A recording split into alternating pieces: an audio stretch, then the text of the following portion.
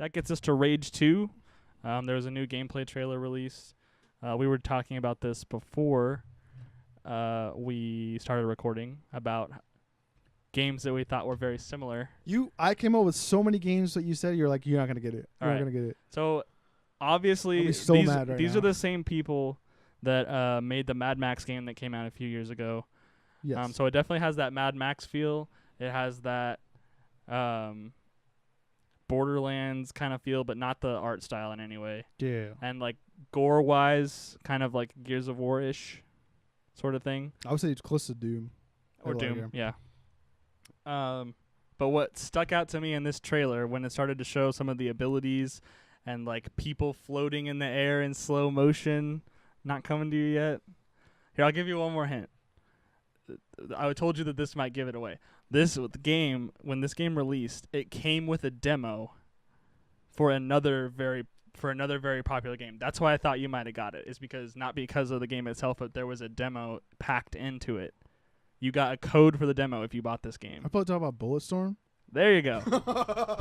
I told you forgot that this game existed. God. So this game, I remember they did do. This game to me feels like Mad Max and Bulletstorm had a child. Because it's like you're launching people up in the air and they're like floating kind of in slow motion, and like he's shooting them while they're up in the air. They're like slamming the ground. People were are you getting everywhere. like on the screen? I don't remember if was it like saying like combo kills or something like that. Well, yeah, in Bulletstorm it's like no, but did it say that in Rage? Oh, in Rage. We have to look at it again. If it is, then I'm like, oh, I don't God. think so, but it had that vibe to me. That was like my gripe with Bulletstorm was like, oh yeah, you can get the more kills you get, the better the thing looks, and it says like you're awesome. I'm like, no, that's stupid. Please yeah, so don't. to me, this game is looking more and more like just like they don't care anymore. It's just like complete chaos. The original, I'm really excited for Rage 2, but I was actually a little bit turned off by this because like I don't want this to be Bulletstorm 2 sort of like vibes, and that was what I was getting from it, because the original Rage, while you did have some abilities and such, it felt much more like Borderlands but a survival game. Kind of thing. Like you were in like the middle of a wasteland. There were like little groups of like factions of bandits basically. And was you the had to, like, story rage. in Rage 1 decent? It was okay. It wasn't particularly memorable. This is not going to be story driven at all. Probably not too much. It was basically all just like you were like doing jobs for like different factions and stuff like that.